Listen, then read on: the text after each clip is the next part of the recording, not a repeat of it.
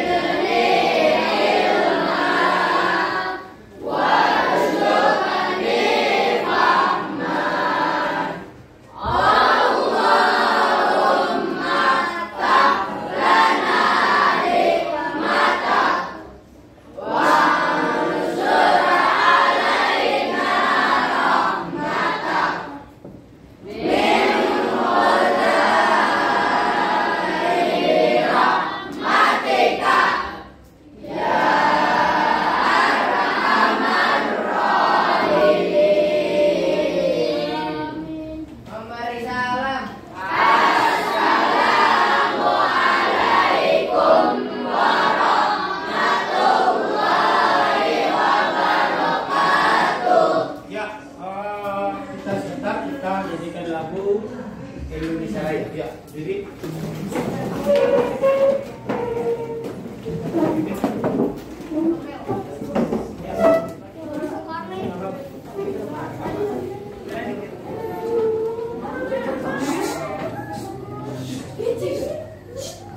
ayo.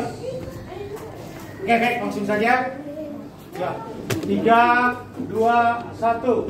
Indonesia, tanah airku, tanah tumpah darahku. Di sanalah aku berdiri, jadi pandu ibuku. Indonesia, bangsa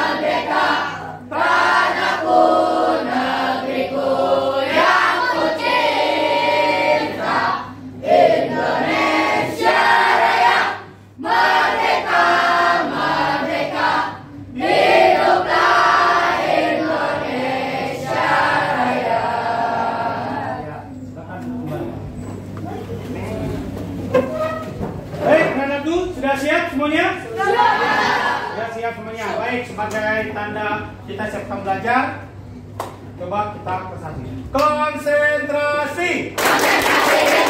Repuk semangat. MTS bisa. Jelas. Alhamdulillah, luar biasa, masya Allah. Baiklah, Ibu sekalian, pada pagi hari ini Bapak akan mengajarkan materi salat dan zikir ada di kompetensi dasar, yaitu di 3.4, yaitu menerapkan adab fadilah salat dan zikir. Nah, tujuan pembelajaran ini, ya kan, supaya kalian mampu menghayati dan salat dan zikir, kemudian menerapkan salat dan zikir, sehingga nanti pada saat salat dan zikir kalian bisa mengetahui bagaimana sih salat yang baik dan zikir yang baik. Anak-anak sekalian, baiklah. Nah, peta konsep dalam hal ini Bapak katakan yaitu salat dan zikir, di mana nanti akan kalian mengetahui pengertian dan dalil, ya, serta Al-Quran yang akan membahas masalah salat dan zikir. Kemudian nanti adab, bagaimana adab kalian nanti salat dan bagaimana adab kalian berzikir. Kemudian manfaat, apa sih manfaat salat dan zikir? Baik, anak sekalian, tolong dibuka bukunya. Ya. Nah, dalam Islam, salat memiliki kedudukan yang penting. Karena salah satu dalam rukun Islam, salat menjadi tiang agama, karena Islam tidak dapat tegak kecuali dengan salat. Selain itu, salat menjadi media komunikasi antara manusia dengan Allah Subhanahu wa Ta'ala, sehingga salat merupakan kewajiban bagi setiap muslim yang tidak dapat ditinggalkan maupun diwakilkan dalam kondisi apapun.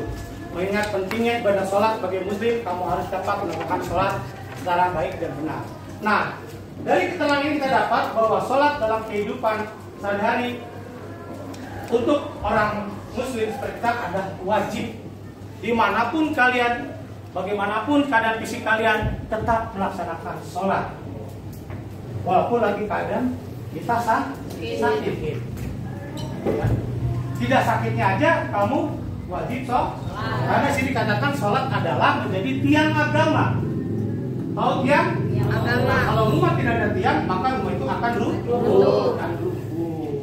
Makanya adalah salah satu sholat yang diutamakan. Sebagai orang muslim, kalian wajib sholat. Ya kan? Baik, kita lanjutkan. Setelah sholat disunahkan untuk zikir dan doa kepada Allah. Hal tersebut merupakan bagian yang tidak dapat dipisahkan dalam kehidupan manusia. Ya kan? Orang yang beriman tidak hanya menggunakan akal dan pikiran, karena kemampuan tersebut sangat terbatas. Manusia diwajibkan untuk berusaha dengan keras dan perencanaan matang. Oleh karena itu, seorang muslim harus senantiasa menjalankan sholat, zikir, dan doa. Nah, biasanya orang habis sholat, setelah salam langsung pulang. Dia tidak berdoa. Makanya disebutkan kalau orang yang tidak berdoa adalah orang yang sombong. Kenapa? Dengan doa itu kita harus meminta apa saja yang kalian minta kepada Allah Subhanahu wa Ta'ala, insya Allah Allah akan mengabulkan. Makanya sebelum sholat itu kita juga berdoa dan berzikir. Berzikir itu kita mengingat nama Allah, memberitakan nama Allah. Makanya di sini sholat, zikir dan doa ini sangat erat kaitannya dalam materi ini. Lanjut ya. Nah, tuh. Nih, biasa habis sholat kita jangan pulang dulu. Assalamualaikum warahmatullahi wabarakatuh. Ini biasanya langsung keluar, pulang. Biasakan. Nah, di sini akan Bapak bahas masalah sholat. 1. Pengertian dan dalil tentang sholat. Sholat menurut bahasa adalah doa atau rahmat, sementara sholat menurut istilah adalah suatu amal ibadah yang terdiri atas perkataan-perkataan dan perbuatan yang dimulai dengan takbir dan diakhiri dengan salam dengan selanjutnya.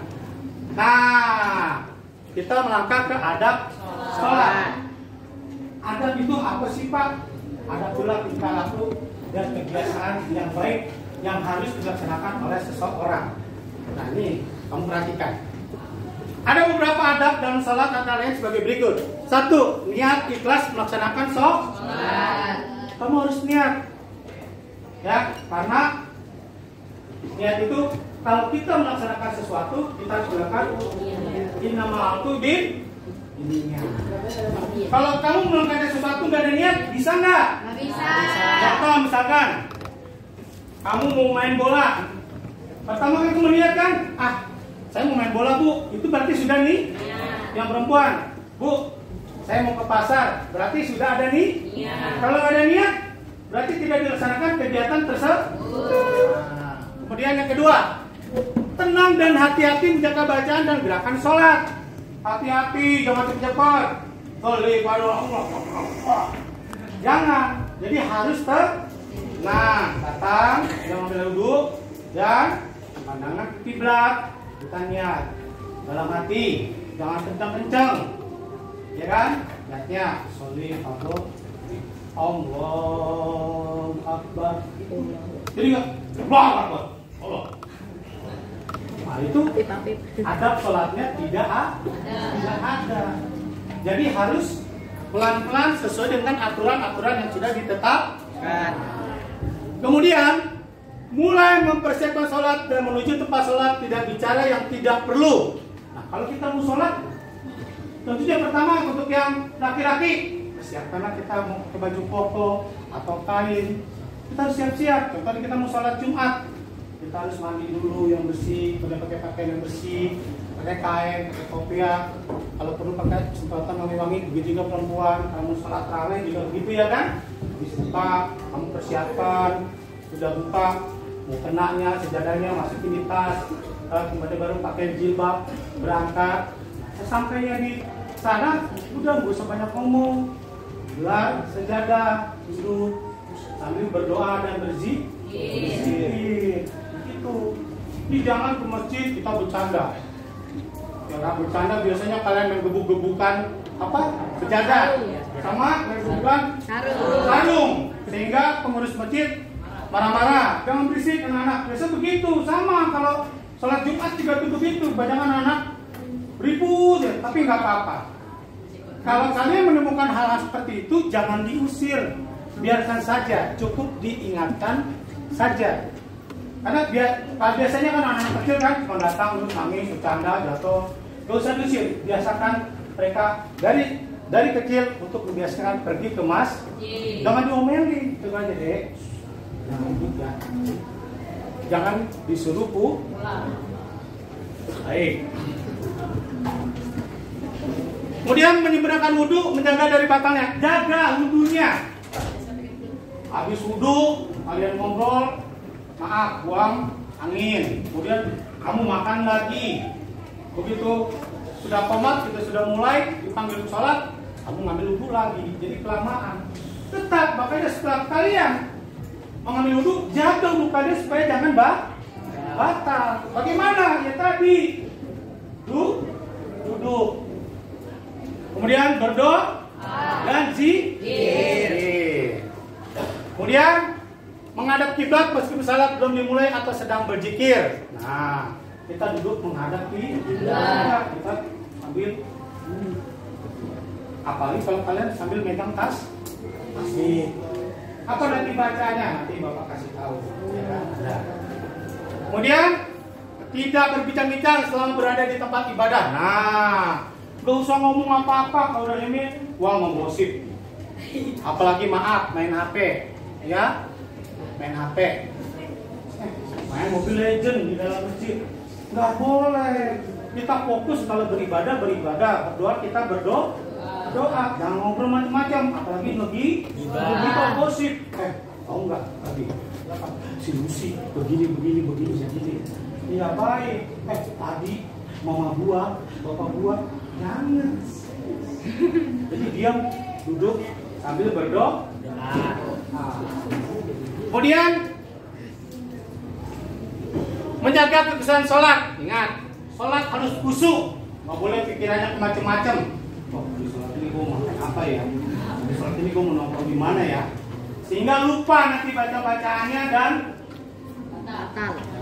ruku-rukunya, sujud-sujudnya lupa. Kemudian rakaatnya biasa suka lupa. Yang tadinya 4 rakaat, begitu 3 rakaat, karena pikirannya kemacam-macam. Ini udah 3 apa 2 ya? Ini udah 3 ya? akhirnya lupa, akhirnya diulang lagi. Bahkan baru sampai 2 salah. Berarti sholatnya tidak biasa. Makanya kita harus fokus dan harus khusyuk. Ya. Terakhir, sebaiknya berzikir setelah sholat. Salam, jangan langsung berdiri meninggalkan tempat sholat jika ada sebabnya tidak ditunda. Nah, tadi Bapak katakan, kebanyakan kalau kita lihat begitu habis imam, assalamualaikum warahmatullahi wabarakatuh, ke kanan, assalamualaikum warahmatullahi wabarakatuh, ke kiri, langsung takut. Wah, malu kain. Apalagi anak-anak usia kamu. Dulu, jangan. Duduk dulu, istighfar dulu, baru baca-baca, ikuti imam di depan. Setelah selesai sampai doa terakhir, baru kalian pulang. Ya. Nah, sampai di sini tadi ada yang bertanya sebelum Bapak lanjutkan? Mengerti ya? Oke, kita coba konsentrasi. Konsentrasi lagi, tangannya gini. Baik. Nah, setelah kita melaksanakan sholat, baru kita tahu apa sih Pak manfaat sholat itu. Sebagai seorang muslim, kita wajib melaksanakan sholat karena ini ada salah satu perintah Allah melalui Nabi Muhammad SAW dengan wahyu yang pertamanya yaitu sholat. Nih manfaatnya. 1, dapat lebih dekat dengan menciptakan yaitu Allah Subhanahu wa Ta'ala. Kita akan lebih dekat kepada Allah Subhanahu wa Ta'ala. Kita nggak jauh. Kalau kita jauh, Allah akan jauh. Kalau kita dekat, Allah akan dekat. Makanya dekatlah kepada Allah. Ya kan, punya masalah, punya apa, bagaimana, curhatnya sama Allah. Jangan curhatnya sama HP, jangan curhatnya sama Mobile Legend, tapi curhatnya sama Allah. Yang terpenting adalah kita punya Allah. Yang kedua, hati menjadi tenang sehingga membuat pelaku yang tenang juga. Kalau kita sering dekat sama Allah, perasaan kita tenang aja. Ada apa-apa juga kita akan tenang. Gak punya duit kita akan tenang. Gak punya mobil kita akan tenang. Ya, gak punya HP, ya minta beliin sama orang tuanya, ya kan? Itu, ya kita akan tenang. Ya, itu orang sholat. Kalau kita nggak sholat, hidupnya tidak akan tenang. Selalu kurang, selalu susah. Selalu iri sama teman, sujud sama teman, karena dia tidak dekat sama Allah. Kemudian semakin menyadari akan keagungan Allah. Wah, masya Allah, Allah itu besar sekali. Ya kan, ciptaannya luas sekali. Ya kan, kita hidup ini dari siapa? Dari Allah. Ya, dari kita mulai lahir sampai sekarang kita bisa melainkan karena siapa? Karena keagungan Allah Subhanahu wa Ta'ala yang menciptakan bumi dan isi-isinya. Kemudian mewujudkan manusia berakhlakul karimah. Nah, manfaatnya kalau kamu sholat, kamu tentu akhlaknya baik, sopan santunnya ada, ya, ramah tamahnya ada, hormat terhadap orang tua, hormat terhadap guru, bersama teman, ya, bahkan sesama makhluk hidup kalau kamu sholatnya baik. Kemudian menjadikan manusia berperilaku disiplin, sabar dan tawakal. Nah, sholat itu apa? Menanamkan kedisiplinan kita. Ingat, karena satu ada waktunya. Ya kan? Ada zuhur. Jam berapa biasanya? Sekarang jam 11.30 saja sudah zuhur. Nah, jam segitu kita wajib sholat zuhur.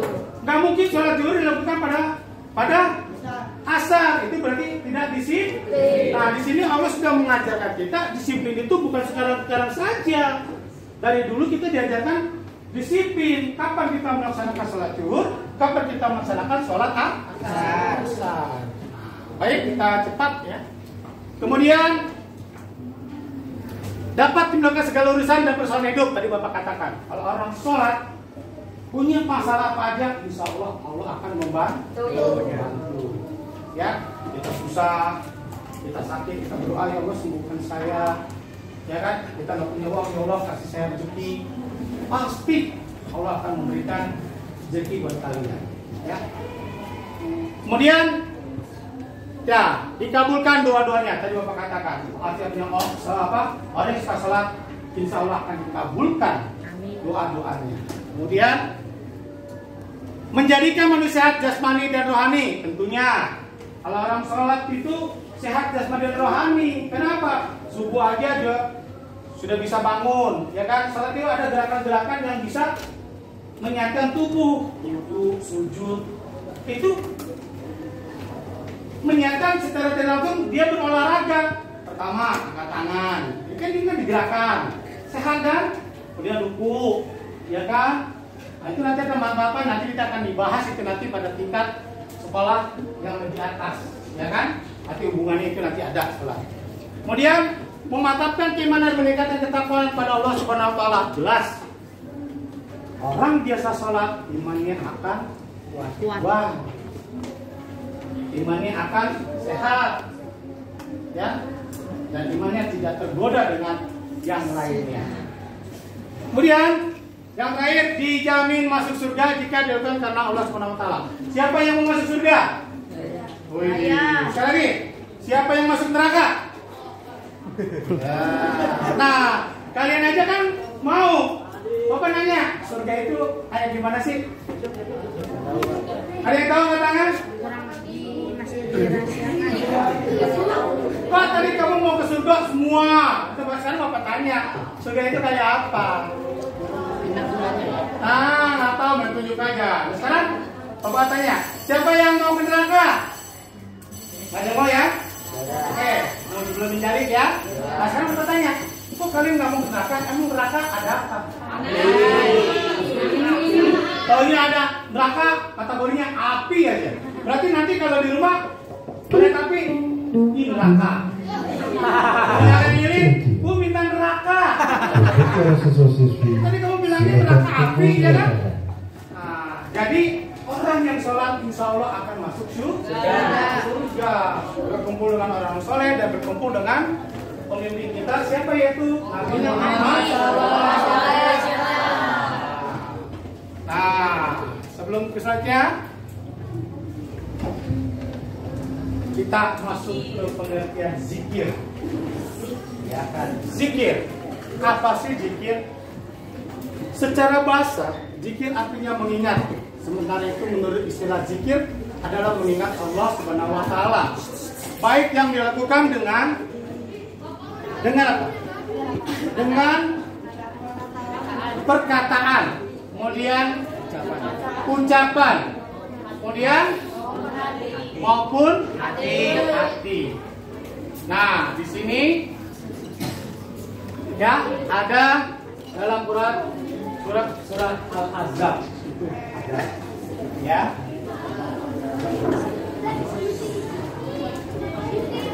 Baik, langsung saja waktunya ya. Nah, mari kita berdoa dulu. Setelah berdoa baru kita berzikir. Bacaan zikirnya apa? Subhanallah, walhamdulillah. Coba gimana? Subhanallah, walhamdulillah, wala ilaha illallah, wallahu akbar. Lagi. Walhamdulillah, wala ilaha illallah, wallahu akbar. Subhanallah, walhamdulillah, wala ilaha illallah, wallahu akbar. Nah, itu artinya Maha Suci Allah. Kemudian tamid. Ada tamid. Alhamdulillahirabbil alamin, alhamdulillahirabbil alamin. Kemudian tahlil. Ini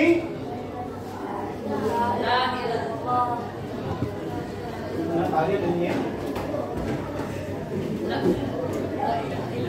Tahlil. La ilaha illallah. La ilaha illallah. La ilaha illallah. La ilaha illallah. Nah, itu pun ada adabnya. Jangan baca santai, kemudian resapi, kemudian dihayati. Nah, kita baca. Nah, bareng ya 3, 2, 1. La ilaha illallah. La ilaha illallah. La ilaha illallah. La ilaha illallah. Nah, itu. Kemudian terakhir takbir. Allahu Akbar. Nah, takbir sini beda ya dengan kalau kita mentakbir misalnya takbir Allahu Akbar. Tetapi kalau kita di dalam masjid atau kita melaksanakan takbir di masjid jangan teriak-teriak seperti di lapangan. Tapi tenang dan mati. Allahu Akbar, Allahu Akbar, Allah sambil memainkan tasbih. Ya, tuh, baik. Nah, ini ada berzikirnya juga ada. Ada beberapa ada dalam berzikir yang adalah sebaiknya tetap duduk tenang di tempat sholat kecuali ada sebab tertentu. Jadi kamu gua nggak tenang. Zikir itu boleh dilakukan di mana saja, bukan hanya di masjid. Jika kamu lagi berangkat naik kendaraan, di dalam kereta, di dalam pesawat terbang, ya kan? Kalian boleh berzikir. Pak, saya nggak punya tasbih, tidak harus punya tasbih, tapi kamu bisa.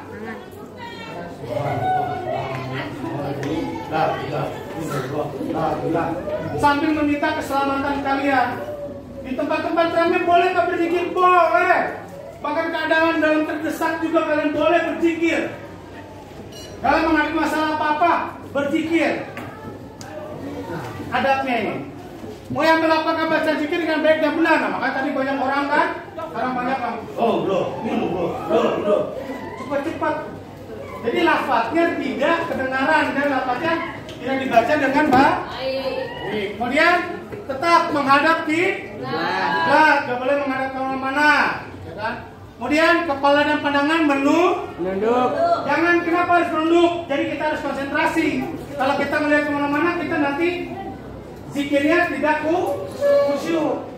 Kemudian menjaga wudhu agar tidak batal. Lebih diwajibkan harus menjaga wudhu karena kita menyebutkan nama-nama kalimat Allah. Kemudian menutup zikir dengan doa. Nah, setelah zikir baru ya kan berdoa, Allahumma fir ini terserah baca doa apa saja. Kalau nggak bisa ikuti imam. Kalau nggak bisa boleh kalian pakai bahasa Indonesia. Apa aja yang kau minta. Ya. Next. Nah, manfaat zikir. Ada beberapa manfaat dalam zikir antara lain selalu mengingat Allah. Sama seperti sholat.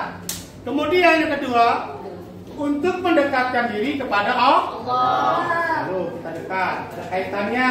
Orang berzikir, bersolat, doa berzikir, sholat. Kemudian melaksanakan perintah Allah, kemudian menyehatkan hati dan jiwa, memupuk jiwa sosial di masyarakat, dan terhindar dari bahaya, kemudian hati menjadi tentram, memantapkan iman. Nah, dalam sholat, Pak, bagaimana cara-cara memberikan sholat, Pak? Ya, kita sholat terus. 1. Menyadari bahwa ibadah yang paling pokok adalah sholat. Tadi Bapak katakan bahwa sholat adalah tiang agama yang wajib dilakukan oleh seorang muslim. Kedua, menyadari bahwa ciri utama orang Islam adalah salat dan sholat adalah tiang agama.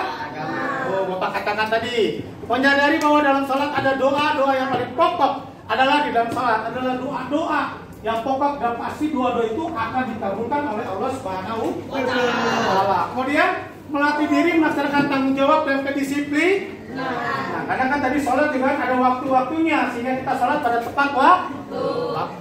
Kemudian banyak berdoa dengan orang yang rajin melaksanakan ibadah sholat sehingga kita bisa ikut menjadi orang yang soleh. Kemudian tidak terlalu banyak kegiatan, dengarkan. Tidak terlalu banyak kegiatan yang minta waktu sehingga lupa waktu sholat. Jadi sholat zikir tidak menyempatkan waktu. Daripada kalian main Mobile Legends, main di luar, main PS, main internet, lebih baik kamu pergunakan waktu pada saat waktu sholat kalian sholat. 7. Meyakini bahwa cara mendekati kepada Allah yang paling baik adalah dengan sholat. Dari semua kegiatan kita sehari-hari, sholatlah yang paling baik di antara kegiatan kita, yaitu dengan sholat. Baik, hanya masih berat kemar. Coba kita konsentrasi lagi. Konsentrasi. Tepuk akak. Tepuk akak.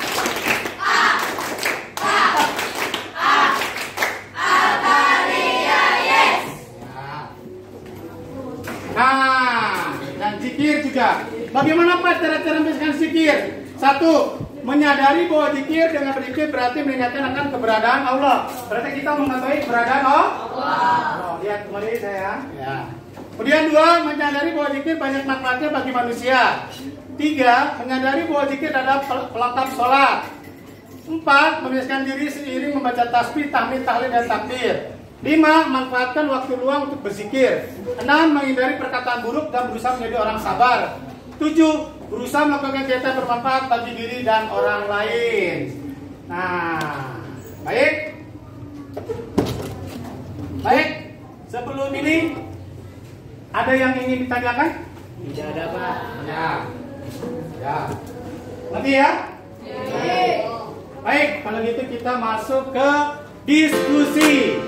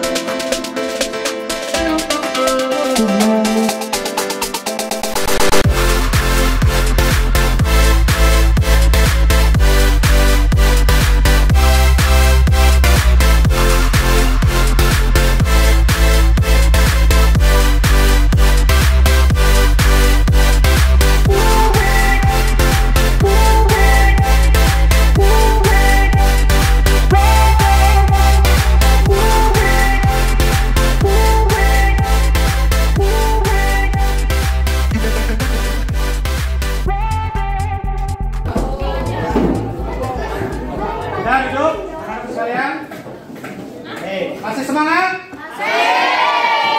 Semangat? Konsentrasi. Ya. Baik, teman-teman sekalian, setelah kalian berdiskusi, kalian sudah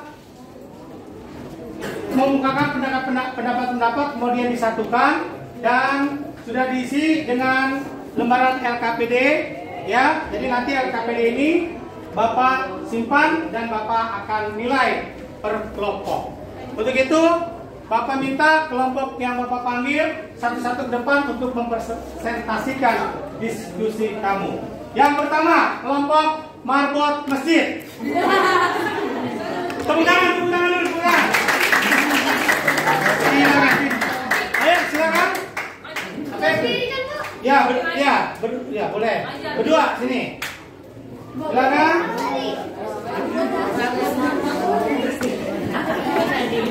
Ayo silakan nak, di sini nak.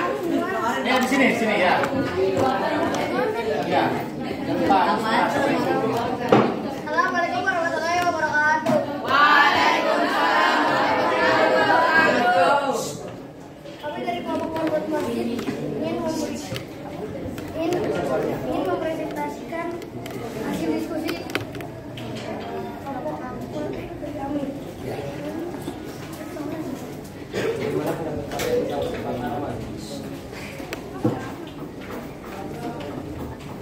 Semua karena sholat adalah agama yang tidak boleh diistilahkan. Ya.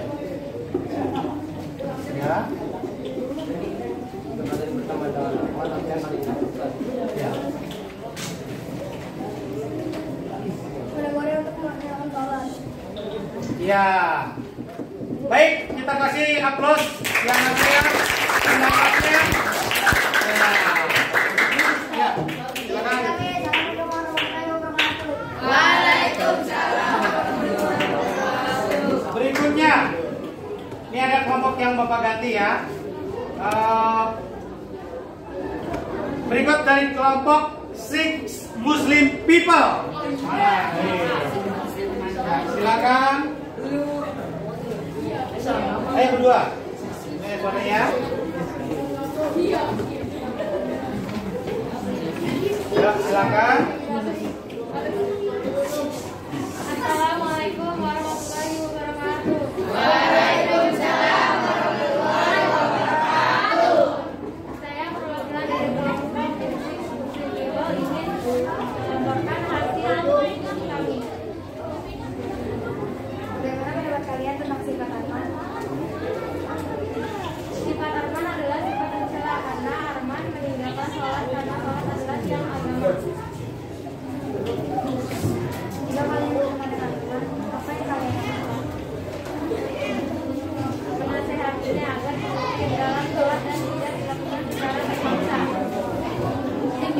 kami. Wassalamualaikum warahmatullahi wabarakatuh. Ya. Kelompok berikutnya kelompok bunga tulip. Mana bunga tulip? Ayo, sayang. Depan. Ya. Silakan. Assalamualaikum warahmatullahi wabarakatuh. Kami perwakilan dari kelompok bunga tulip akan mempresentasikan hasil diskusi kami. Bagaimana pendapat kalian? Sifat Arman adalah sifat tercela yang tidak boleh ditiru karena kita harus melaksanakan sholat dengan ikhlas dan sholat merupakan tiang agama. Jika kalian berteman dengan Arman, apa yang kalian lakukan? Menegurnya agar melaksanakan sholat dan memberitahu akibat tidak melaksanakan sholat serta manfaat melaksanakan sholat. Sekian presentasi kami. Wassalamualaikum warahmatullahi wabarakatuh. Sebelum temanmu kembali, ada pertanyaan dari hasil yang dia simpulkan. Ada pertanyaan? Ada sanggah? Pas? Oke, silakan kembali. Terima kasih sayang. Baik, kelompok berikutnya kelompok PKI Perjuangan Kemerdekaan Indonesia. Mana?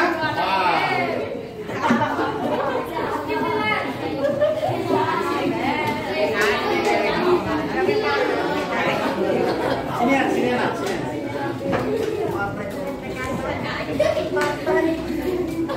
Assalamualaikum, kami dari kelompok PKI Perjuangan Kemerdekaan Indonesia akan memberitahu hasil diskusi kami. Pertanyaan pertama, bagaimana pendapat kalian tentang sifat Arman? Pemalas. Pertanyaan kedua, jika kalian berteman dengan Arman, apa yang kalian lakukan? Menasihati Arman untuk mengerjakan sholat karena yang ditanyakan saat pertama kali saat di dalam kubur adalah sholat. Ada pertanyaan? Ya. Ada pertanyaan? Ya. Kita terima tanggapan kelompok Perjuangan Indonesia? Terima. Baik, silakan ditutup.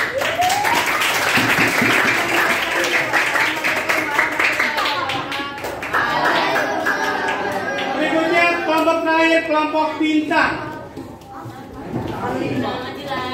Ya, silakan. Iya sih, lu lagi sih namanya. Ya. Assalamualaikum warahmatullahi wabarakatuh.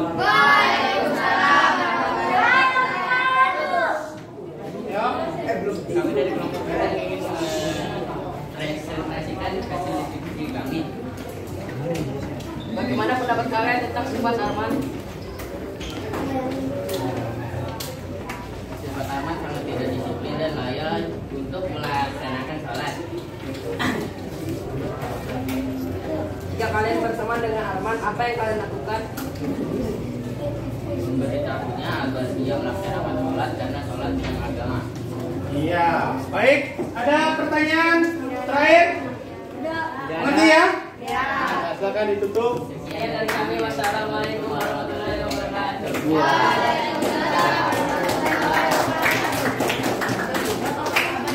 Ya. Ya, dengar dulu. Nanti dulu pasti nanti dulu. Nah, demikianlah hasil diskusi dari lembaran LKPD kamu masing-masing sudah Bapak terima, dan tentunya dari hasil ini maka kita simpulkan dalam proyek ini ada siswa mampu menerapkan adab dan fadilah salat dan zikir serta mempraktikkan adab dan zikir, kemudian memahami dan menghayati salat dan zikir serta mempraktekannya nanti. Nah, untuk ke depan pertemuan berikutnya kita akan mempraktekkan bagaimana cara salat dan zikir. Demikianlah pertemuan hari ini. Semoga kalian tetap keadaan sehat walafiat. Pertemuan kali ini kita tutup dengan membaca hamdalah.